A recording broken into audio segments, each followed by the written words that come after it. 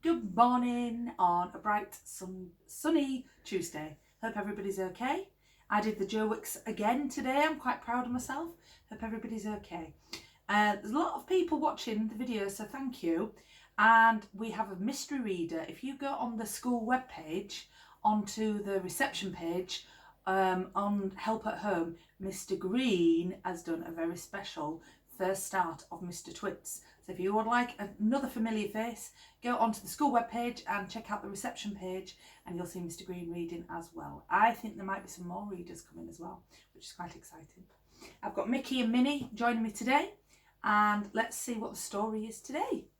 We've got You're Not a Proper Pirate, and the author is Sidney Green. Shall I read the blurb? It says, Sidney Green is not a proper pirate. He hasn't got time.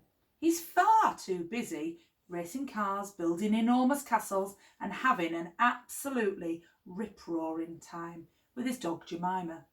But Captain Shipship is not happy.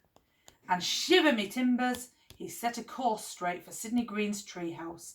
The perfect story for any scallywag with a big imagination.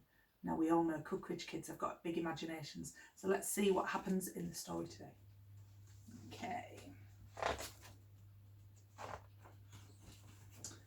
Okay, everyone looking? Eyes this way.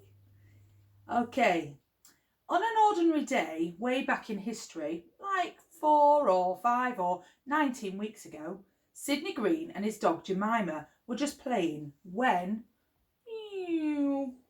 a letter arrived. Wow, I like his tree house here.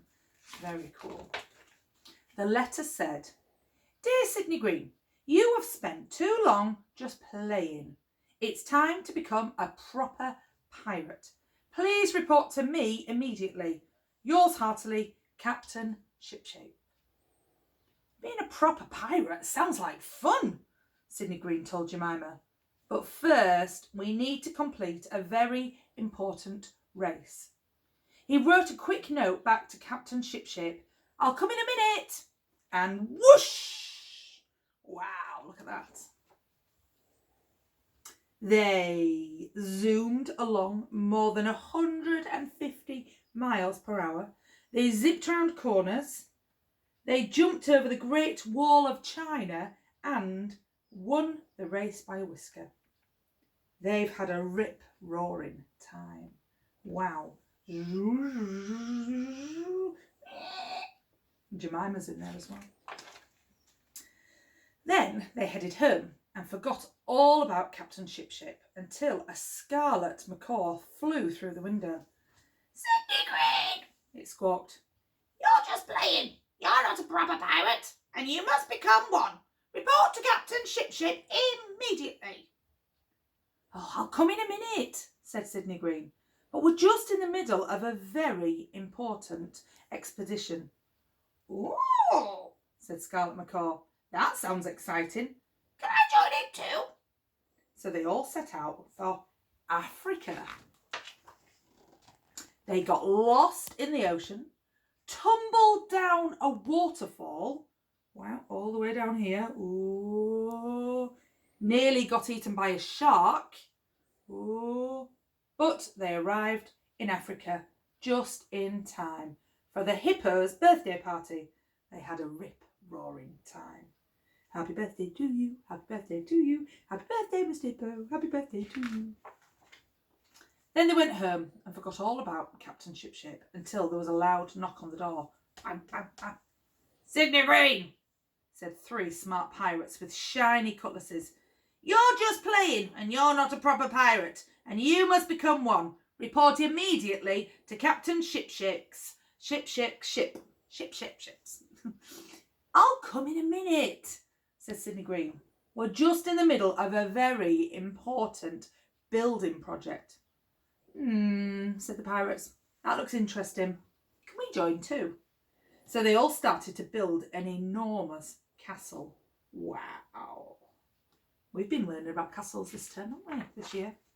It had 23 turrets, 17 dungeons, and a moat full of crocodiles. They had a rip-roaring time. Wow. 17 17 dungeons. Wow. Back home, they were just cooling off with a glass of lemonade when Captain Shipship himself arrived. "You're not a proper pirate," Sidney Green roared Captain Shipship. "You're just playing. We have so much to do and so little time. I need you to keep my ship shape. You must become a proper pirate right now because..." Oh no, do you want to see? You want to see? "Because I said so." "Look," said Sidney Green, "I'll come in a minute. But the thing is, I've just received a very important phone call. Aliens are planning to attack the Earth and we need to stop them." Captain Shipship turned bright red. He opened his mouth and started shouting again when... dunk! A piece of flying moon rock landed on his head. "Wait for me!" said Captain Shipship. "Well," Sidney Green, "if you're going to be in my crew, you better wear a space helmet."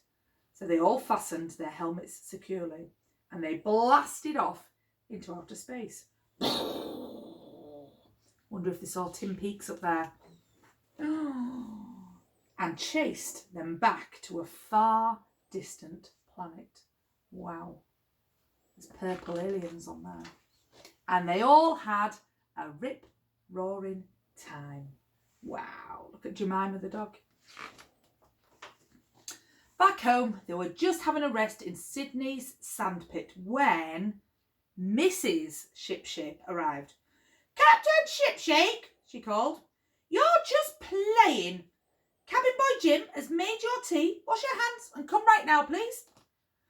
Captain Shipship looked at Sidney Green and grinned. "Okay," he said, "but we're just in the middle of a very important dinosaur dig." "Ooh, I'll come in a minute." Dig, dig, dig, dig, dig, dig, dig, dig, dig, dig, dig. Wow. They turned on their torches, picked up their best digging tools, and wow. "You've done it! You found the treasure!" says Captain Shipship. "You're a proper pirate, Sidney Green." Hooray! Oh, I like that story. I think that was my favourite one of all of them. So this one was called "You're Not a Proper Pirate, Sidney Green." And the author was Ruth Kale. Have a lovely day and we'll see you tomorrow. It's Pirate Dress Up Day tomorrow. So don't forget, get dressed up as a pirate, send your pictures in to the webpage, and Mrs. Cookman will be maybe having some pirate guests tomorrow. All right, take care. Have a lovely day.